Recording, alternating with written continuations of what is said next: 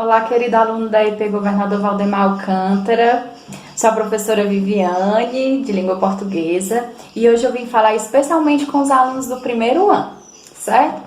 Nosso conteúdo dos estudos domiciliares são ortografia e fonética. Hoje, o nosso momento de conversa será em torno das regras de ortografia, principalmente das letrinhas S e Z, certo? Vou dar algumas dicas para vocês de como vocês podem resolver o exercício e os trabalhos que foram propostos por mim e pela professora Germã.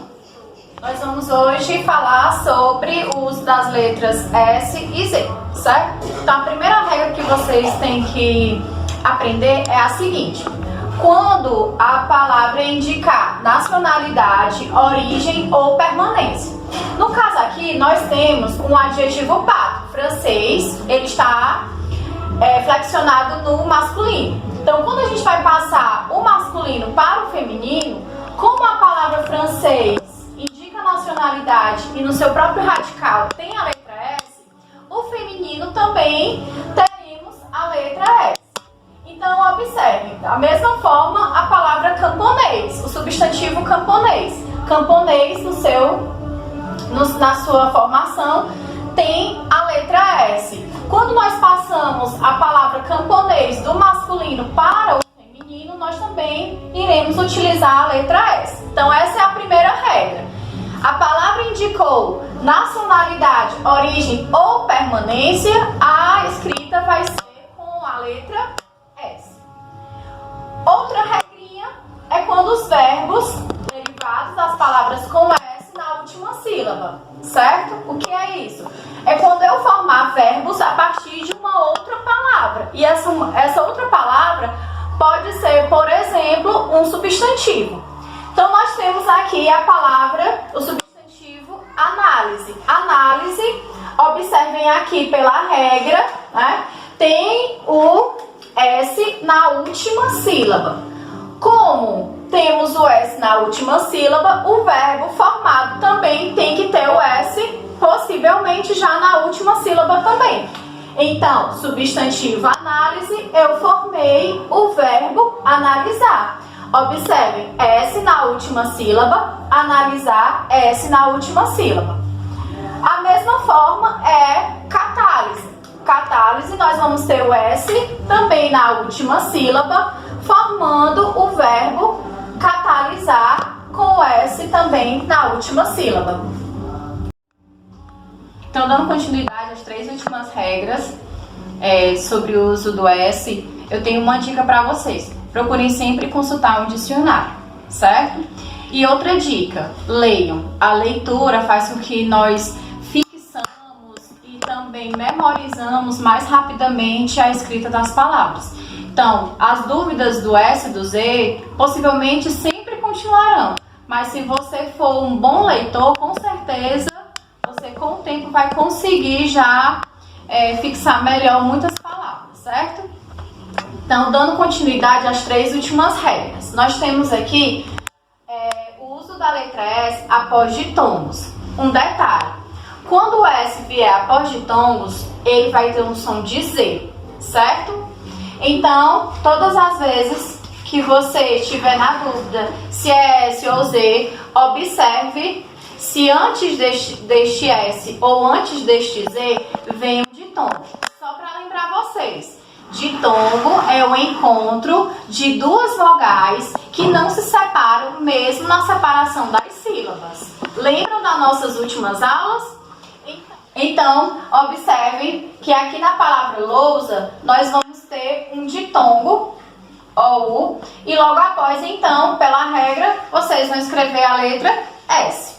Do mesmo jeito, na palavra coisa. Coisa, nós também temos um ditongo, OI, e logo após esse ditongo, nós vamos ter também escrito a letra S. Terceira regrinha. Quarta regrinha.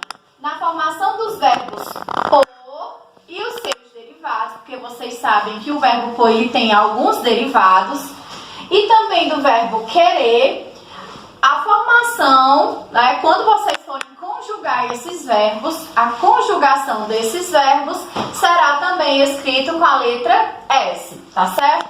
Aí aqui nós temos um exemplo. O verbo pôr conjugado. Puser. Quando eu puser. Futuro do subjuntivo, certo? Então, vocês vão escrever com a letra S.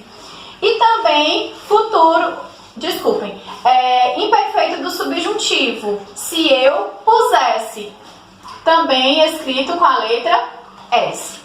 E por fim, nossa última regrinha é quando as palavras indicarem ocupação feminina. Por exemplo, poeta é uma ocupação masculina. Então, quando eu quero flexionar essa ocupação masculina para a ocupação feminina, nós vamos ter a palavra poetisa. Assim como sacerdote também é uma ocupação masculina. Quando eu quero flexionar essa palavra para o feminino, eu também vou usar o S, formando sacerdotisa. Então, eu espero que o uso da letrinha S tenha ficado fixado aí para vocês. Qualquer dúvida, vocês podem entrar em contato pelo WhatsApp. E também nós faremos uma live para tirar possíveis dúvidas sobre os exercícios.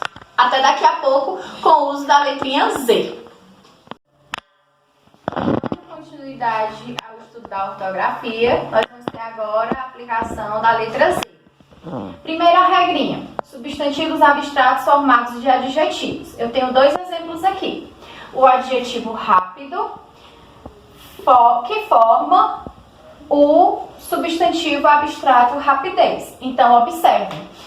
Nessa palavra rápido, não temos a presença da letra S. Então, por esse motivo, também nós vamos escrever o substantivo abstrato com a letra Z. Do mesmo jeito, nós temos aqui o adjetivo triste. Observem também que no radical não tem Z, não tem S.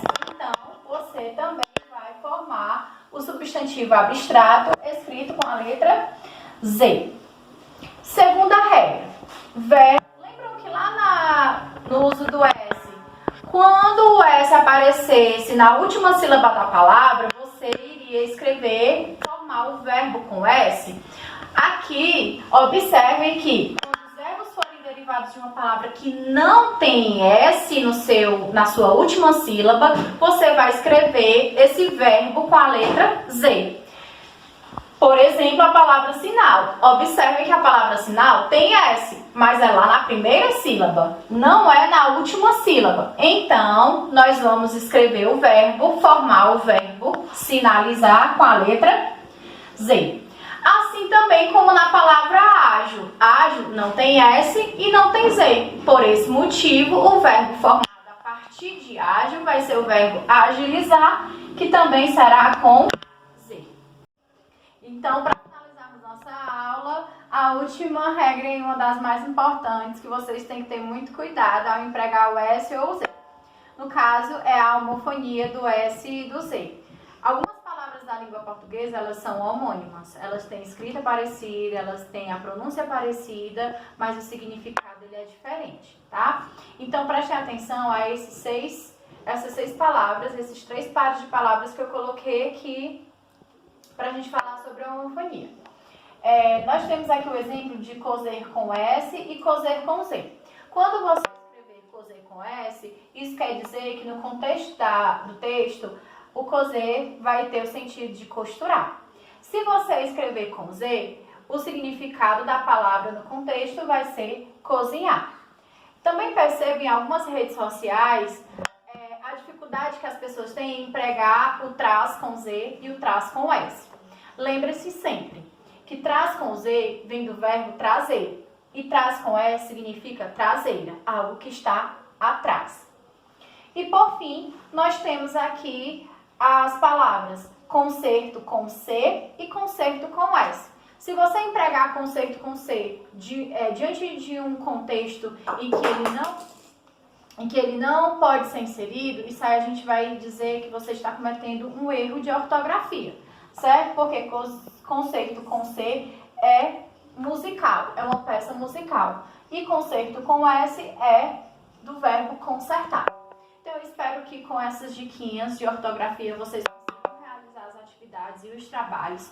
Qualquer dúvida, entre em contato comigo ou com a professora Germana. E o mais importante dessas videoaulas é que vocês possam aprender e possam praticar. No mais, tudo de bom, boa sorte e estou morrendo de saudade.